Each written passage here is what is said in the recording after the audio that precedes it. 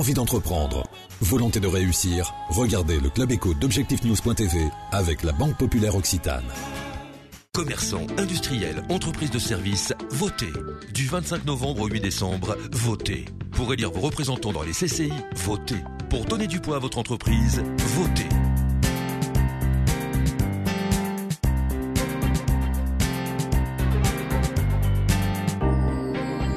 Bonjour, bienvenue dans le Club Éco d'Objectif-News.tv. Nous recevons aujourd'hui André Choulika, le président de France Biotech. André Choulika, bonjour. Bonjour. Vous êtes ici au congrès Génie, ce premier congrès des jeunes entreprises innovantes, ici à Toulouse, au stade Ernest Roland. Quel est le regard que vous portez tout d'abord à la dynamique biotech ici dans cette région Midi-Pyrénées ? Alors la dynamique biotech dans la région Midi-Pyrénées est extrêmement forte. Et en fait, je voudrais faire peut-être un petit rappel. Et une histoire, en fait, je me baladais à South San Francisco, qui est le sud de la ville de San Francisco en Californie. Et il y a une grande pancarte, pas loin d'une société qui s'appelle Genentech, où il est écrit dessus « Here, biotechnology, where biotechnology is born ». Ici est née la biotechnologie.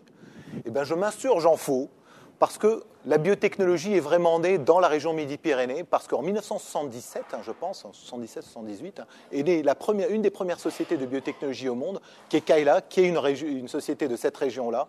Et en fait, cette dynamique, depuis le départ, qui a été insufflée effectivement par Gérard Thierabie avec la fondation de Kaila, a fait que cette région est une région où énormément d'innovations, beaucoup de sociétés démarrent, et en fait, la biotechnologie est extrêmement présente et forte.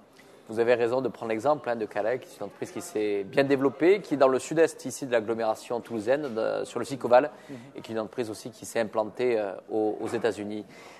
André Choulika, quel est le sens que vous avez souhaité donner par la présidence de votre présidence et vos responsabilités au sein de France Biotech, de votre présence ici à ce premier congrès des jeunes entreprises innovantes ? En fait, je tiens beaucoup à être ici parce que je pense que dans les jeunes entreprises innovantes et même particulièrement les GUI françaises, dans ce statut-là, c'est là que va se créer la croissance de la France de demain. C'est ici en fait que les innovations vont se faire. C'est ici en fait que on va développer en fait de nouveaux brevets, de nouvelles technologies. On va embaucher en fait des cadres de très très haut niveau qui vont faire que la France aura en fait un avantage compétitif par rapport à la concurrence internationale. Et dans ce monde globalisé d'aujourd'hui, ce n'est que dans l'innovation que l'on peut vraiment se développer. Et dans cette innovation-là, elle se crée essentiellement dans les jeunes entreprises, dans les entreprises qui savent prendre des risques, beaucoup plus que les grands groupes en général, qui eux-mêmes disent que leur innovation est relativement faible et que leur capacité de pouvoir développer des nouveaux produits, ils vont les rechercher dans des petites entreprises-là. C'est là que va se trouver le dynamisme de la France de demain. Ici même, ici dans ce premier congrès, il y a eu des interventions de différents élus, responsables politiques. Est-ce que vous avez l'impression qu'il y a eu un changement, une prise de conscience de l'importance que l'on devait mettre aujourd'hui dans l'innovation ? Est-ce que les engagements qu'a pris l'État, notamment sur les investissements d'avenir, vous laissent optimiste quant à la prise de conscience ici collective en France de l'importance de parier sur les jeunes entreprises innovantes ? Aujourd'hui, c'est-à-dire le 10 novembre 2010, je suis extrêmement partagé sur ce point de vue-là. Autant je pense qu'il y a eu une très très forte dynamique qui a été insufflée par le gouvernement depuis 2007, où on a énormément parlé en fait d'innovation, qu'on allait investir dans la recherche, dans les sociétés innovantes en France. En particulier, c'est la première fois qu'on entendait le Premier ministre, le Président de la République, etc., prononcer le mot des biotechnologies, mot qui n'a jamais été prononcé avant.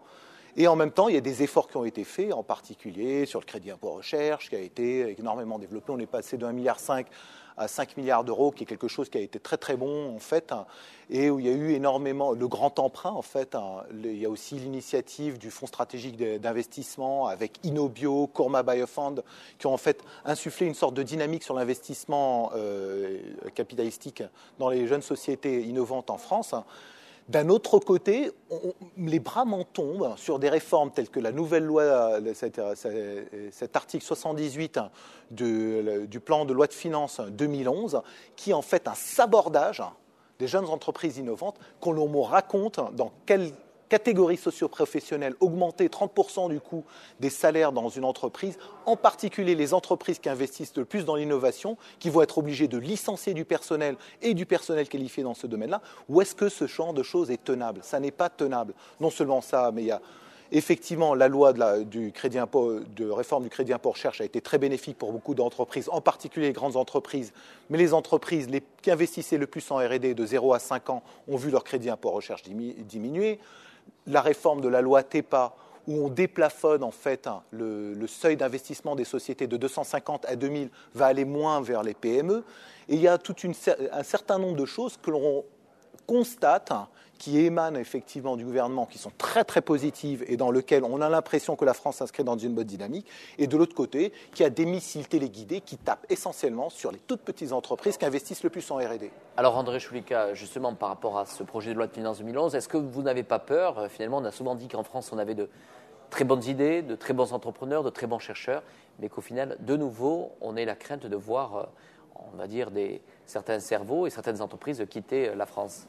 Donc, avec le statut avant le statut de la GUE en France, on était quasiment dernier de la classe européenne en termes d'attractivité pour les salaires qui étaient payés en R&D à cause de coûts en fait par salaire qui étaient extrêmement élevés. Les charges sociales sont très très élevées en France. Et le statut de la GUI voté en 2004 en fait a fait passer la France deux derniers de la classe européenne, quasiment en position de deuxième de la classe. Cette remise en cause là va pas provoquer en fait peut-être une fuite des cerveaux parce que en fait les cerveaux sont en France, mais ce qu'avait permis en fait la GUI, c'était diminuer le coût d'un salaire R&D et en fait la France devenait attractive. On pouvait embaucher des gens avec des très très hauts salaires comme ils sont payés aux États-Unis, en Angleterre, etc.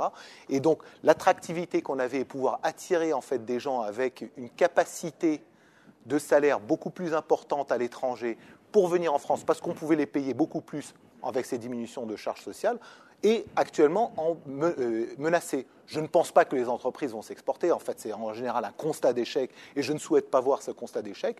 Mais peut-être qu'il sera plus facile de vendre une entreprise actuellement avec tous ces actifs matériaux et immatériaux à l'intérieur à une entreprise à l'extérieur, sachant que ça sera peut-être plus tenable. C'est ça, en fait, la réelle menace.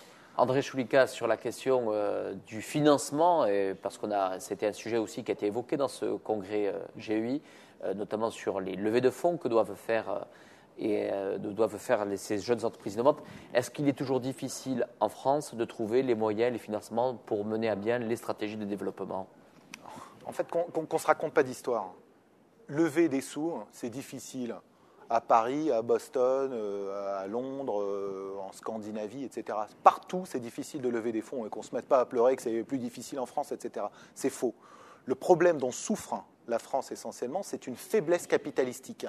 Pour 1 euro investi en France, en général, vous avez 13 euros qui sont investis aux États-Unis. Donc le différentiel en capitalisation des sociétés européennes, maintenant, je ne parle même pas française, mais européennes versus américaines, est d'un différentiel de 1 pour 13.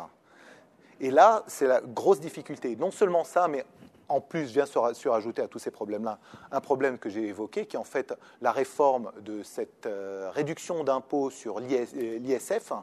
Alors, il y a une réduction d'impôt sur l'ISF quand vous investissez dans une PME que vous pouvez recevoir. Ça s'appelle la loi TEPA.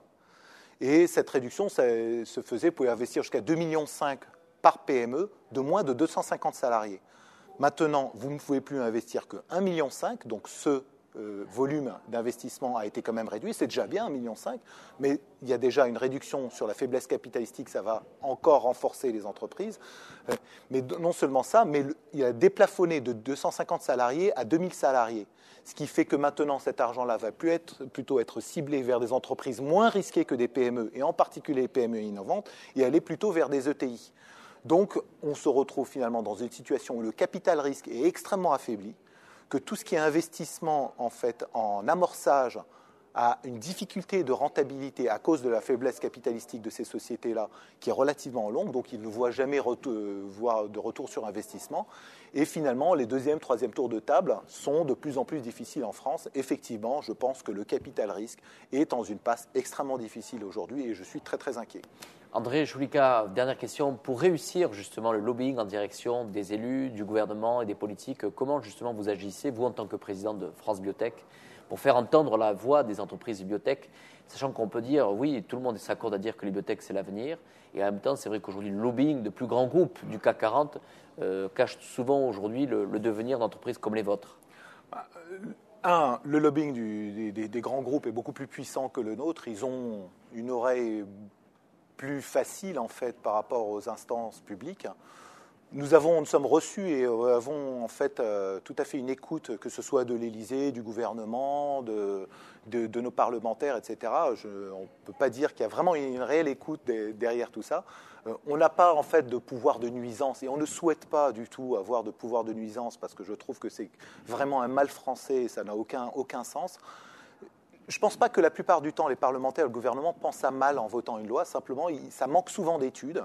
On est là pour les aider là-dessus, donc leur apporter des études. France Biotech agit en venant leur montrer en fait non seulement des cas particuliers, mais des cas globaux par secteur d'activité, et de façon à bien expliquer les choses, les mettre sur la table. Et la plupart du temps, les gens qui sont en face de nous sont des personnes intelligentes. Ils regardent exactement les cas, ils voient que des choses qu'ils n'ont pas vues avant, et effectivement, il y a toujours une possibilité de discuter et de négocier. Je pense que les choses ne sont pas du tout fermées de l'intérieur, ni au gouvernement, ni au Parlement, ni au Sénat, et qu'il y a toujours des possibilités et des voies de négociation et trouver des compromis sur chaque chose. C'est comme toujours dans la vie. Merci André Choulika, merci d'avoir répondu à notre invitation. Et merci à votre invitation.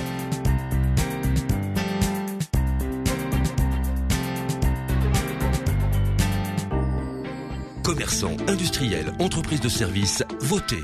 Du 25 novembre au 8 décembre, votez. Pour élire vos représentants dans les CCI, votez. Pour donner du poids à votre entreprise, votez.